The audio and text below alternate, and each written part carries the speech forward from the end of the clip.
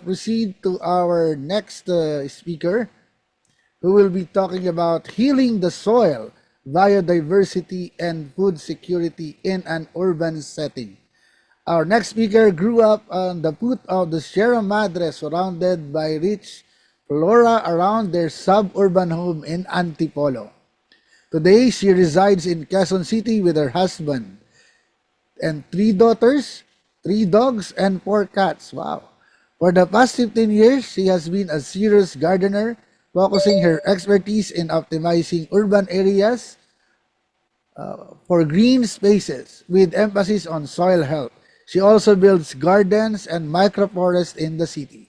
She is an environmental and soil biodiversity advocate, for which she has used her voice to lecture on climate change and environmental education in schools and government organizations. She is currently taking up her master's degree in environmental management in the Philippine Women's University. Please welcome Angelina Templonuevo, member of Green Convergence.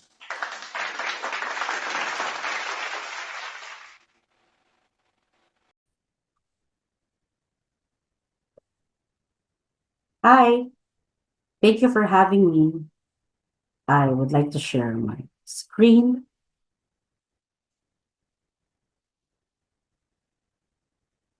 So, hello, good afternoon. Thank you for inviting me again. I would like to start by sharing with you or introducing to you the very inspiration behind this presentation. So, this is our garden here in Quezon City. This is a 180 square meter garden, which holds a considerable number of plants, insects, birds, and most of all, microorganisms. This is not just a place where we immerse, we distress, we relax, no, for its aesthetic purpose. No, this is also a food garden, a medicinal garden, and a staging nursery for our native trees, for our fruit bearing trees, and for our keystone species trees that we will plant for biodiversity conservation. So, a lot of people would often ask me, Uy, Angel, ang ganda naman ng halaman mo and you have green thumb. And I would always tell them humbly, no, guys, I am not the gardener here, okay? I am just helper to the real gardeners.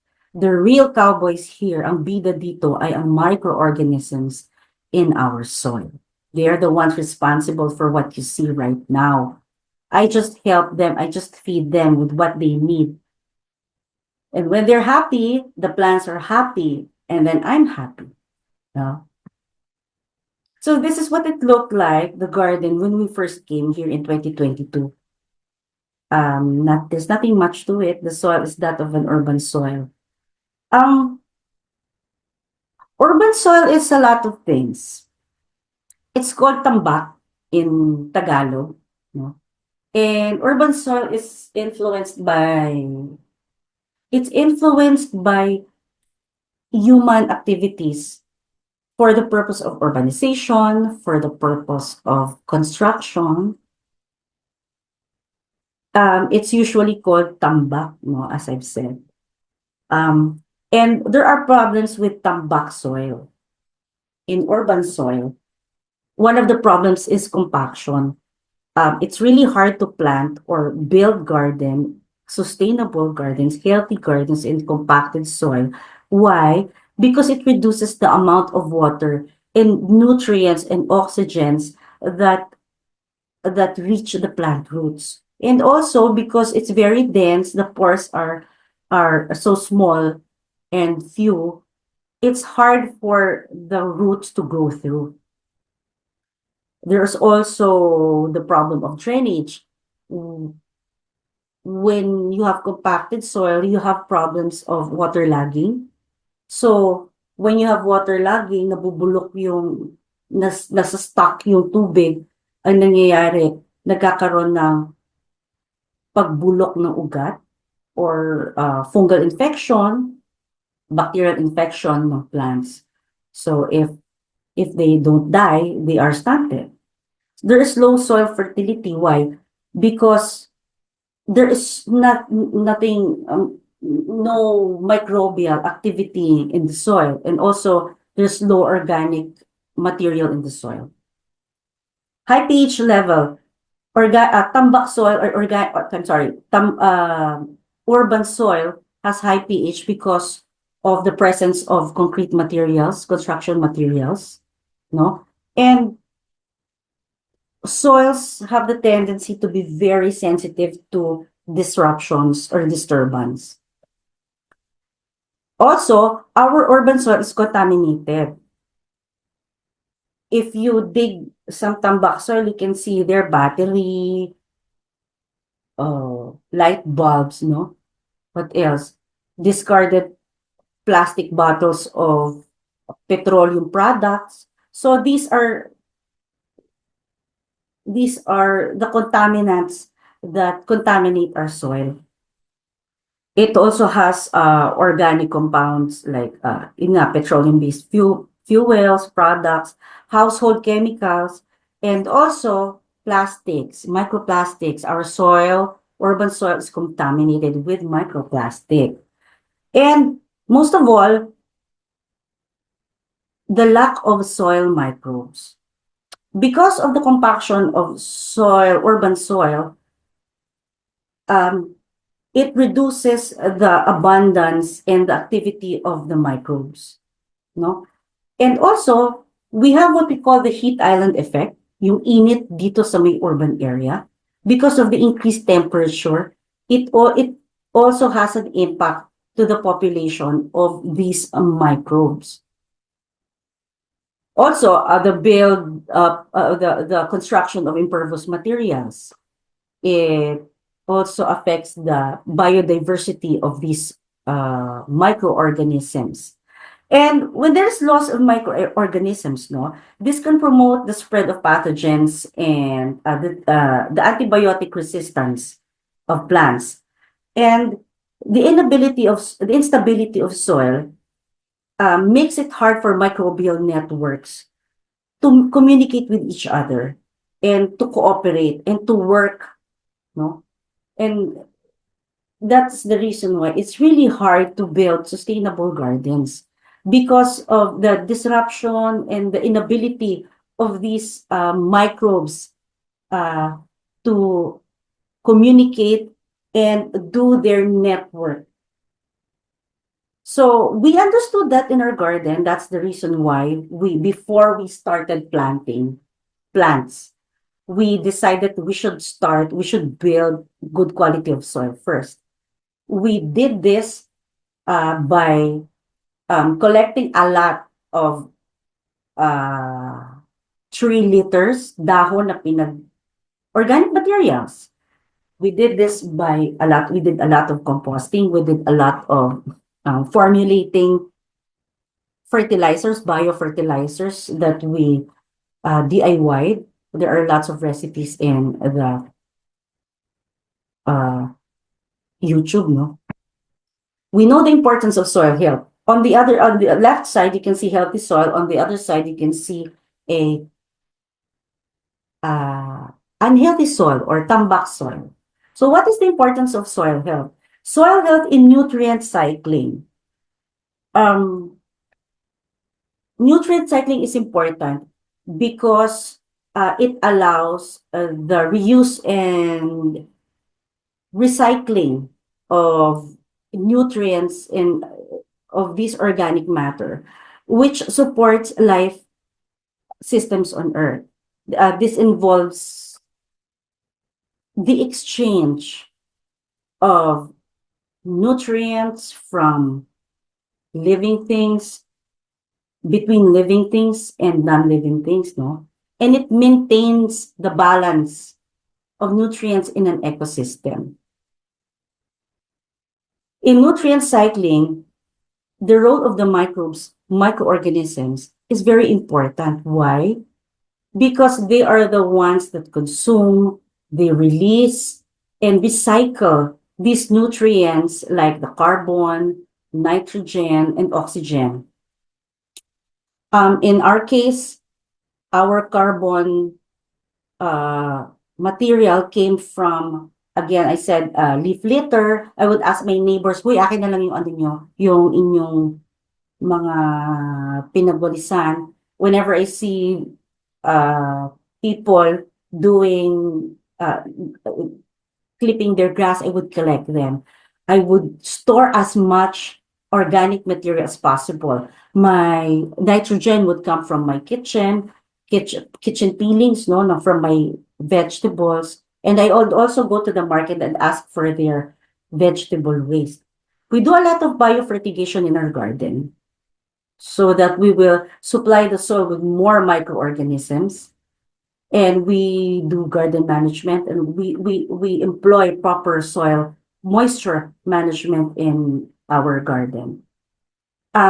So you see, what the microorganisms do is they degrade the organic material, they convert these organic material into nutrients, and then they release these nutrients to the soil. And so these soil microorganisms, they in turn make the soil very healthy. They improve the soil quality, and they help maintain soil quality by um, giving the soil more structure. And if you have a good soil structure, you have good quality of soil, thereby your plants are healthy. No? And when your plants are healthy, of course, you have good crop production. These are our the produce of our garden. From our patola alone, we were able to uh, harvest 20 kilos of patola from one patola alone, with the help of these microbes. We harvested them successively, and then we were able to harvest and collect 1,300 seeds that we were able to give away to farmers for free. We donated some to Bureau of Plant Industry. We we harvested 5 kilos of turmeric from our garden, from our pots. Actually, it's potted turmeric. Half of it we gave out, we donated as rhizome starters. And we donated in the span of 11 months, we were able to donate 400 cuttings from our dragon fruit plant. No? So, if you can see here, I have a lot of sitaw. I have a lot of beans, because beans are uh, they are cover crops. They serve as cover crops, and also they fix the soil with their nitrogen fixing bacteria. So you see, happy soil, happy microbes, happy plants, happy me. Yan. One of the benefits of soil, good quality of soil, is pollutant filtering. Microbes, again, microbes, they break down pollutants into lesser form, which convert them through the use of their enzymes, no? It goes through their bodily, the enzymes in their body, and they convert these pollutants into lesser form. It's called bioremediation. In immobilization, they immobilize the pollutants through the process of precipitation, absorption, and co-precipitation. And these plants, the plants and the microbes, what they do is they convert these inorganic pollutants into organic compounds. O, di ba, it's nice? So, these microbes are very important talaga because they degrade these pollutants and they make it less toxic and harmful for the plants. So, without us seeing them, they're doing us a great favor by decontaminating the soil, no? So that our plants will be able to grow healthily. These are the the role of the microbes in our environment.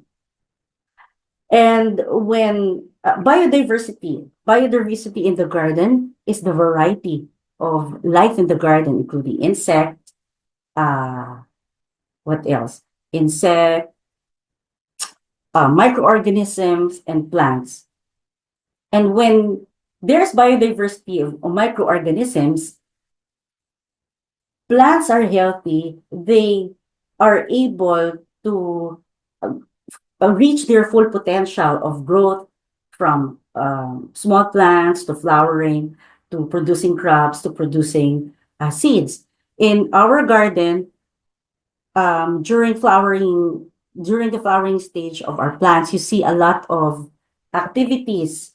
Eh, of we have lots of pollinators, dragonflies, bees, birds, and to the extent that we were able to control the population of mosquito.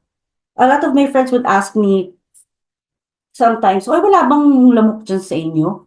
And fortunately, we keep the population at bay because of the presence of the mosquito predators like the insects and the birds, the dragonflies. And add to that, we also planted lemongrass and citronella as companion plants for our food garden. Soil microorganisms, no, they play a vital role in fighting disease in plants by protecting plants from some soil-borne pathogens. If you have high biodiversity of microorganisms, no, there is a high likelihood that these microbes can inhibit the growth of pathogens through competition, antagonism, and hyperparasitism.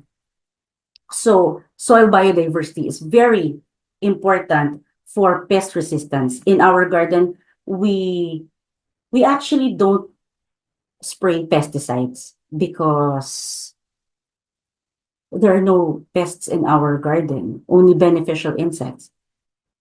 And they are able to withstand any infection because of the diversity in this garden.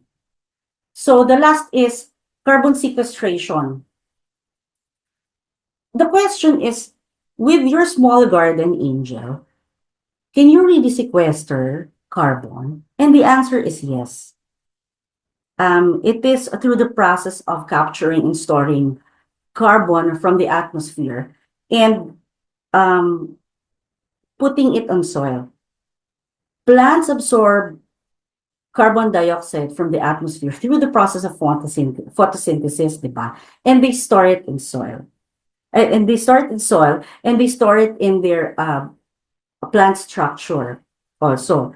And also, with healthy soil, you're able to create healthy environment for the microbes, the fungi, the microorganisms, no? And through the process of humification, when you are composting, you are building topsoil. And these topsoil, they store carbon in a stable form. So in our garden, this is what that is what we do to maximize the carbon sequestration potential of our garden.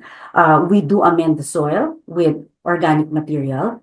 We do a lot of composting, and we do not till, or we minimize, the disturbance of our soil because, the pH is very sensitive, and the microorganisms, we do not want to disturb them. If they need food, if they need more organic material, then we just apply them with that. And we do a lot of cover crops. I said legumes or sitaw, the beans. No, we do a lot. We plant a lot of them because they are also a source of protein for us. And also we keep the biodiversity high. We do this, no, so that we try to improve the rate at which the carbon sequestration in our garden is absorbed, or we do this so that we are able to improve the carbon sequestration absorption in our garden. So, um, I would like to end my presentation by encouraging everybody. Um, there's no such thing as green thumb.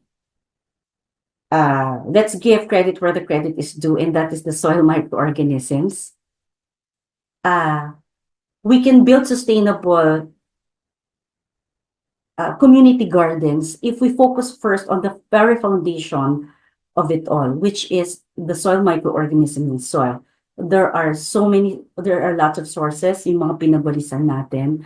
RE 9003, it is directly connected with the soil health because if we are able to segregate properly, no, the waste materials we have, um, we can we can avoid contaminating our soil, and with proper segregation and composting, as stated in the RA 9003, we can create compost facilities that can feed our urban soil, and we can create sustainable gardens that can feed us, that can supply us with food security, and also in with concerted efforts, we can mitigate climate change through carbon sequestration with proper management of soil, with proper management of these microorganisms. So, thank you very much for listening. Mabuhay po kayong lahat. Thank you.